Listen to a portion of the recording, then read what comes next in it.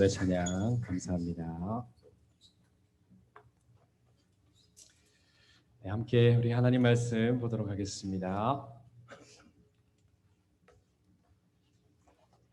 사도행전 1장 12절에서 14절 말씀입니다.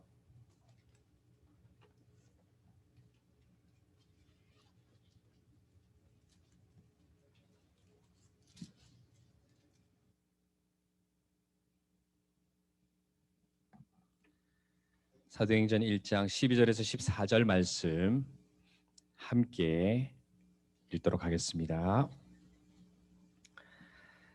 제자들이 감람원이라 하는 산으로부터 예루살렘에 돌아오니 이 산은 예루살렘에서 가까워 안식일에 가기에 알맞은 길이라. 들어가 그들이 유하는 다락방으로 올라가니 베드로, 요한, 야고보, 안드레와 빌립, 도마와 바돌로메, 마테와 알페오의 아들 야고보, 셀로신 시몬, 야고보의 아들 유다가 다 거기 있어 여자들과 예수의 어머니 마리아와 예수의 아우들과 더불어 마음을 같이하여 오로지 기도에 힘쓰더라. 아멘. 네, 코로나로 한창 걱정과 염려되는 시기를 우리 지내왔습니다. 백신이 나오면서 확진자 수가 줄어들고 또 두려움과 염려도 많이 사라졌습니다. 오래전에 개발된 건데요. 두려움과 불안, 염려를 없애주는 백신이 나왔습니다. 네, 눈이 희둥그레지시는데요. PRAYER이라고요. 네, 눈치채셨습니까?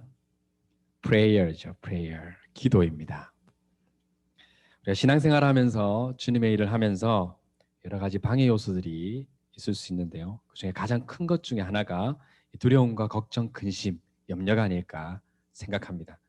기도는 두려움과 불안을 없애주는 백신이라는 거죠. 기도에 두려움을 이기는 힘이 있습니다.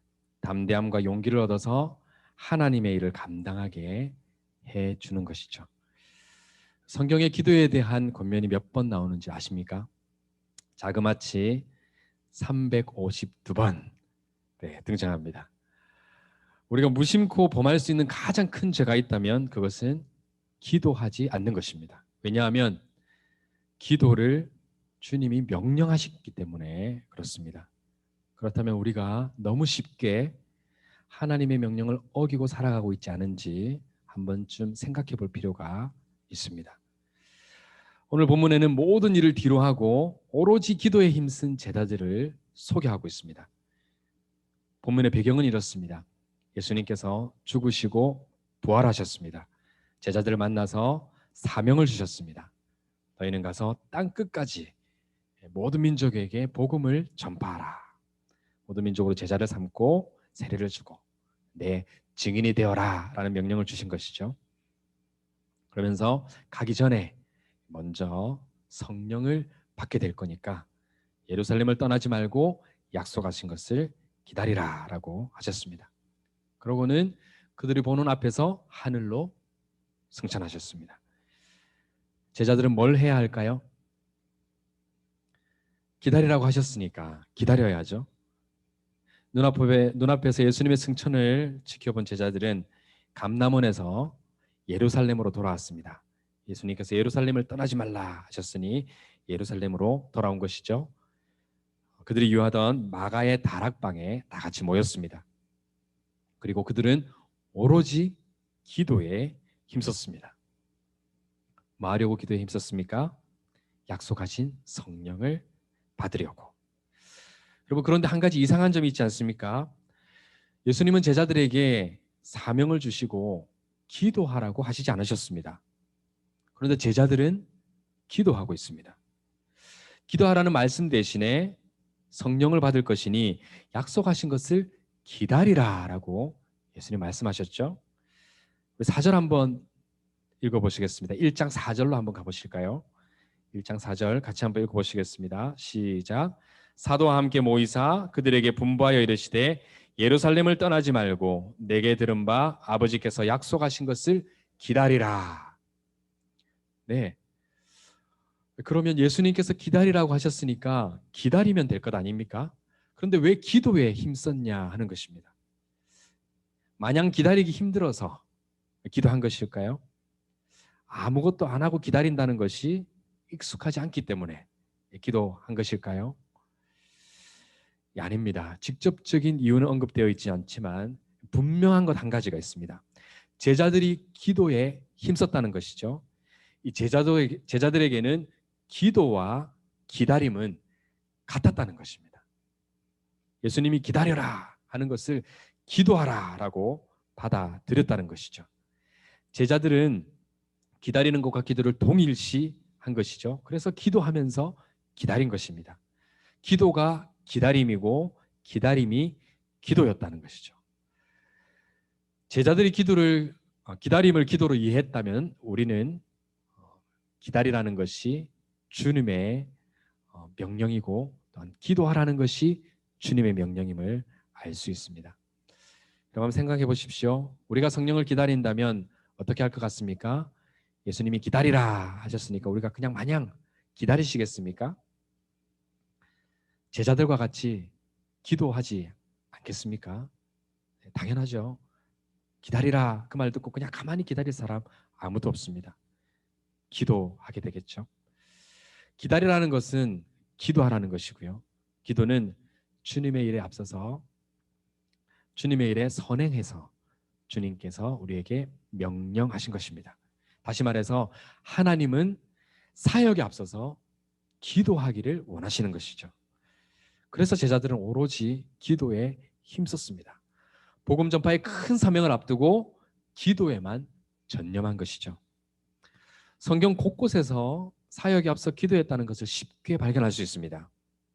이 일에 예수님이 친히 먼저 모범을 보이셨습니다. 예수님을 보십시오. 공생의 사역을 시작하시기 전에 얼마만큼 기도하셨습니까? 40일 동안 광야에서 금식하시면서 기도하셨습니다. 모든 일에 앞서서 기도하셨다는 것이죠. 뿐만 아니라 예수님은 하루의 시작도 기도로 여셨습니다. 마가복음 1장 35절에 새벽 아직도 밝기 전에 예수께서 일어나 나가 한적한 곳으로 가사 거기서 기도하시더니 하루를 여시면서 시작을 기도하셨다는 것이죠. 다윗은 전쟁을 하기에 앞서 항상 하나님께 물었습니다. 기도했다는 것이죠. 하나님은 예레미야에게 큰 일을 보이시기에 앞서서 기도하라고 하셨습니다. 예레미야 33장 3절에 너는 내게 부르짖으라. 내가 내게 응답하겠고 내가 알지 못하는 크고 비밀한 일을 내게 보이리라 말씀하신 것이죠. 큰 일을 경험하기 이전에, 큰 일을 하기 이전에 하나님께서 먼저 기도하라고 하신 것이죠. 하나님의 일은 항상 기도가 선행되어야 합니다. 주님이 그것을 원하시기 때문에 그렇습니다. 기도 없이 한 사역은 실패로 돌아옵니다. 패배를 모르던 여호수아도 패배에 쓰라린 경험이 있었습니다. 아이성 전투인데요. 여리고성에 비하면 너무나 초라하고 작은 성입니다. 하지만 그 성에서 여호수아는 참패합니다. 기도하지 않았을 때 일어났던 일입니다. 기도의 터 없이 세워진 일과 사역은 흔들리기 마련입니다. 기초가 불안한 것이죠. 힘이 없고 약합니다. 오래가지 못합니다. 하지만 기도가 선행된 사역은 장구합니다. 견고히 뻗어나갑니다. 뿌리 깊은 나무가 높이 솟구쳐 오르듯이 기도의 반석이 든든한 사역이 힘있게 성장하는 것입니다. 1907년에 평양에 대부흥이 있었습니다. 대부흥이라 일컬을 만큼 어마어마한 부흥이 있었는데요. 교회에서 서로 자기의 죄를 자복하며 사역자, 성도 할 것 없이 자기의 죄들을 고백하며 눈물바다가 되고 그것이 번져서 수많은 교회들이 하나님 앞에 회개하며 믿지 않는 자들까지도 그런 일이 일어나는 것을 보고 다 그 부흥의 불길에 휩싸여서 회개하는 놀라운 일들이 일어났습니다. 술집이 문을 닫고 죄가 사라지고 범죄가 사라지고 도둑질이 사라지는 놀라운 역사들이 일어났던 것이죠. 여러분, 이 부흥의 불씨가 어디서부터 시작된 줄 아십니까? 작은 기도의 모임부터 시작되었습니다. 그건 역사가들이 연구를 해서 전하고 있습니다. 한국 교회의 성장은 두말할 것도 없습니다. 기도 때문입니다.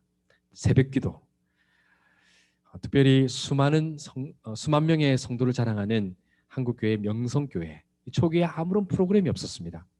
오직 새벽기도, 그것 하나만으로 교회가 수만 명에 이르도록 성장했던 것이죠.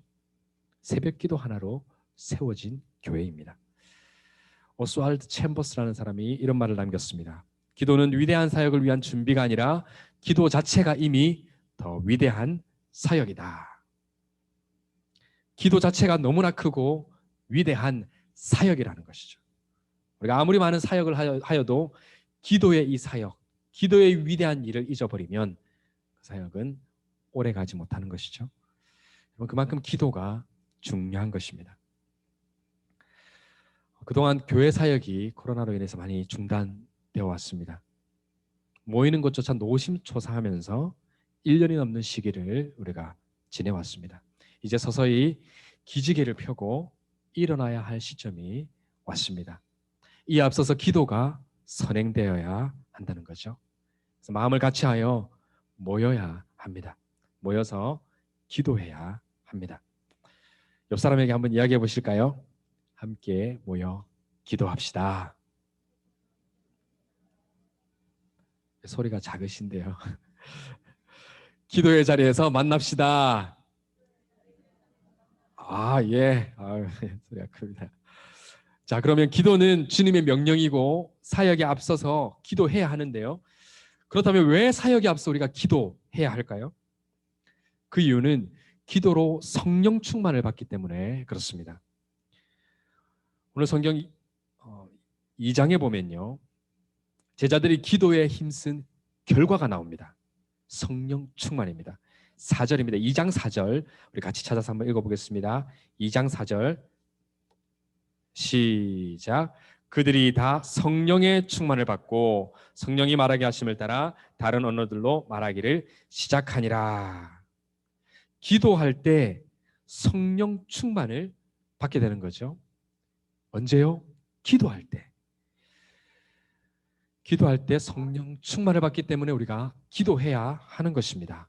성령 충만은 여러분 너무나 잘 알고 있지 않습니까? 성령으로 가득해지는 거죠.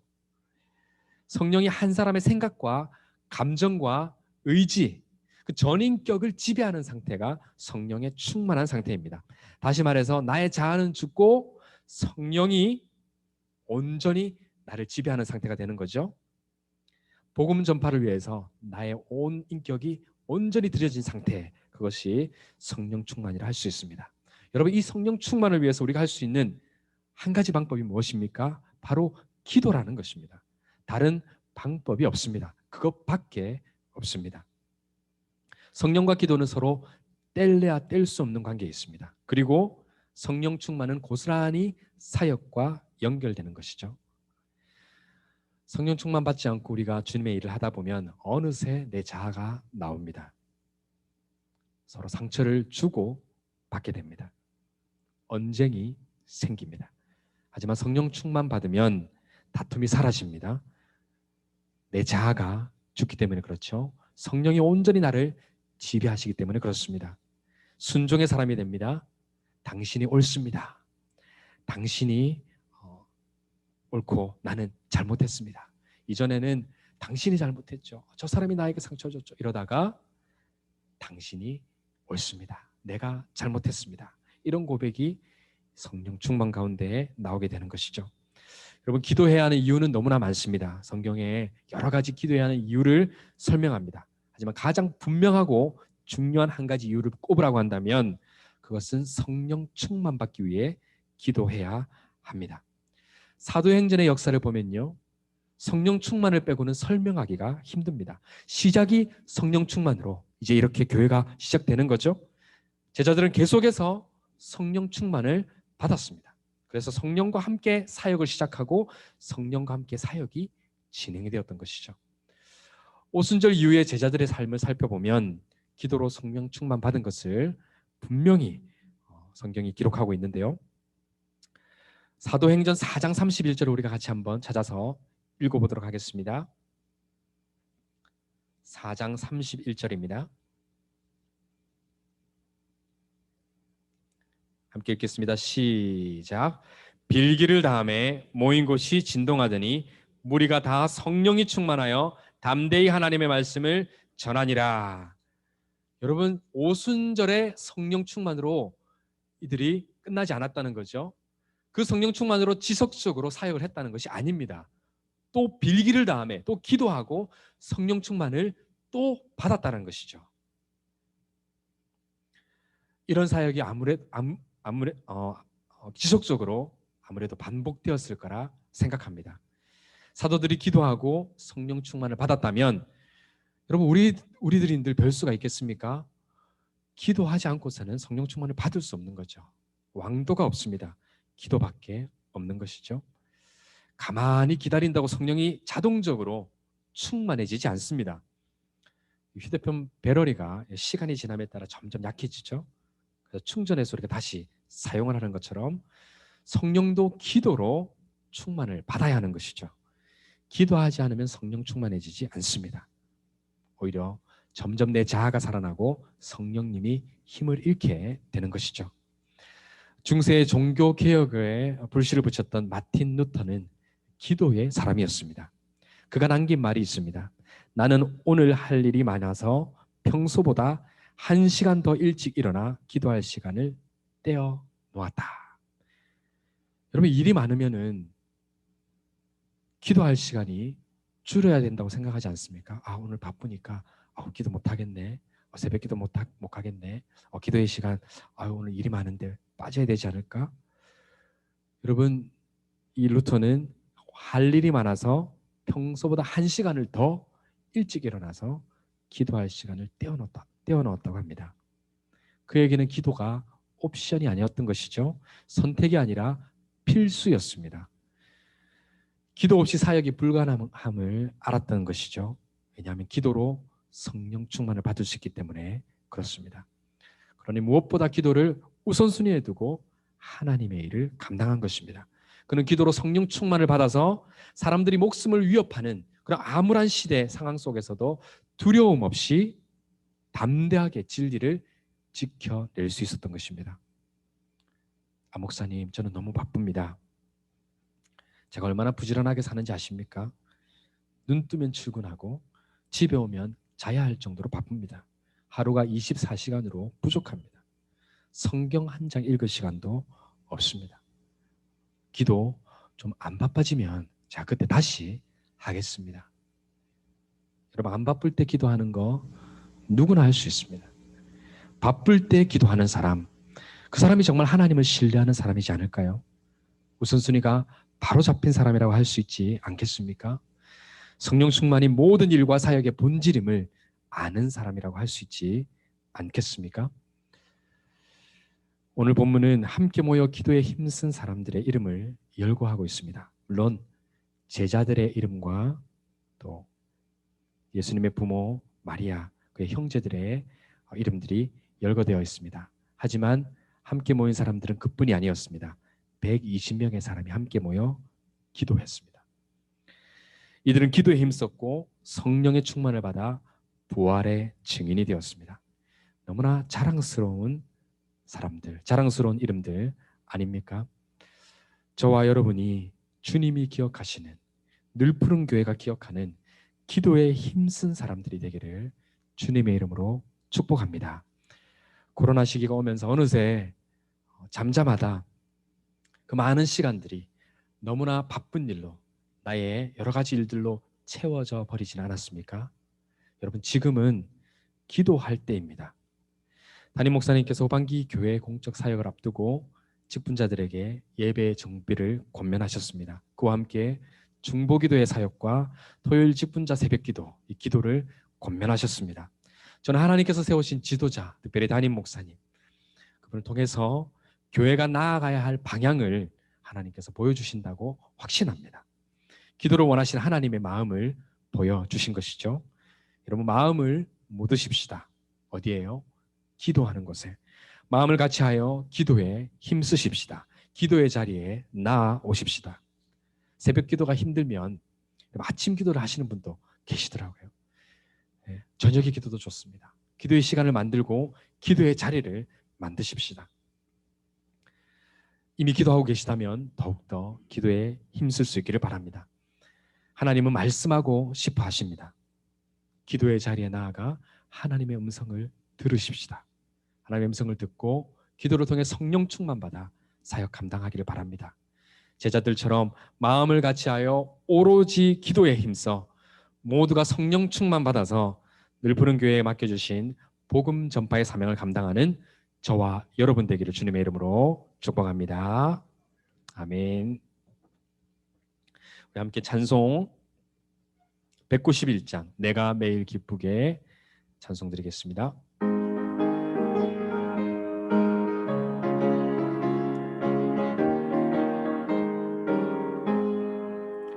내가 매일 기쁘게 순례의 길 행함은 주의 팔이 나를 함도함이요 내가 주의 큰 복을 받는 참된 비결은 주의 영이 함께함이라 성령이 계시네 할렐루야 함께하시네 좁은 길을 걸으며 밤낮 기뻐하는 것 주의 영이 함께함이라 전에 죄에 빠져서 평안함이 없을 때 예수 십자가의 공로 힘입어 그 발 아래 엎드려 참된 평화 얻으면 주의 영이 함께함이라 성령이 계시네 할렐루야 함께 하시네 좁은 길을 걸으며 밤낮 기뻐하는 것 주의 영이 함께 함이라 하시고 모든 염려하시니 나는 숲의 새와 같이 기쁘다 내가 기쁜 마음으로 주의 뜻을 행함은 주의 영이 함께함이라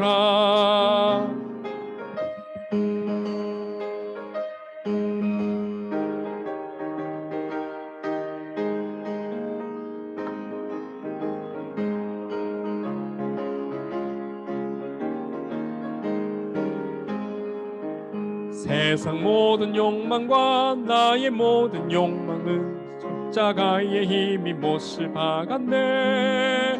모든 밤이 지나고 무거운 짐 벗으니 주의 영이 함께함이라. 성령이 계시네. 할렐루야 함께하시네. 좁은 길을 걸으며 밤낮 기뻐하는 것 주의 영이 함께함이라. 아멘. 하나님 앞에 귀한 예물 드리셨습니다. 항상 지켜보호하시는 하나님의 은혜에 감사했습니다. 늘 함께 하시며 지켜주시는 하나님 은혜에 감사했습니다.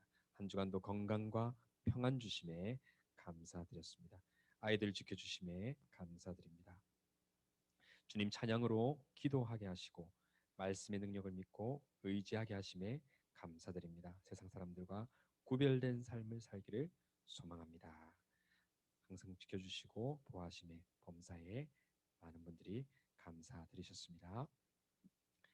교회 앞에 광고 말씀 전해드리겠습니다. 6월 성경 암송이 나왔습니다. 암송 카드가 나왔는데요. 시편 121편입니다. 말씀의 의미를 생각하면서 또 온 가족이 함께 암송에 동참할 수 있기를 바랍니다. 6, 7월 예배 위원들 섬겨주시는데요. 예배 준비와 순서를 위해서 섬겨주시겠습니다. 중보기도 모임이 이번 주부터 시작합니다. 수요일 오전 11시에 장소는 소예배실입니다. 성가 연습실에서 시작하겠습니다. 동참하시고 싶으신 분들 함께 모여 기도에 힘쓸 수 있기를 바랍니다. 토요 직분자 새벽기도회 직분자들과 목자 목녀님들 뿐만 아니라 교회 사역으로 섬기시는 분들 함께 새벽기도에 참여해 주시고 교회와 맡겨주신 사역을 기도로 함께 섬길 수 있기를 바랍니다. 담임 목사님께서 한국 방문을 계획하셨었는데 특별한 사정에 의해 이곳에서 치료를 진행하기로 하셨습니다. 성도들의 기도와 사랑에 조금씩 호전되고 있습니다. 계속해서 기도해 주시면 감사하겠습니다. 모두 자리에서 일어나셔서 찬송가 411장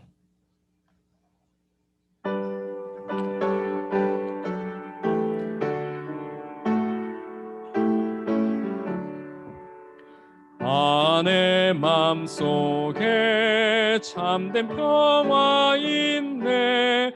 주 예수가 주신 평화. 시험 닥쳐와도 흔들리지 않아. 아기하다 이 평안아. 주가 항상 계셔 내 맘속에. 주가 항상 계셔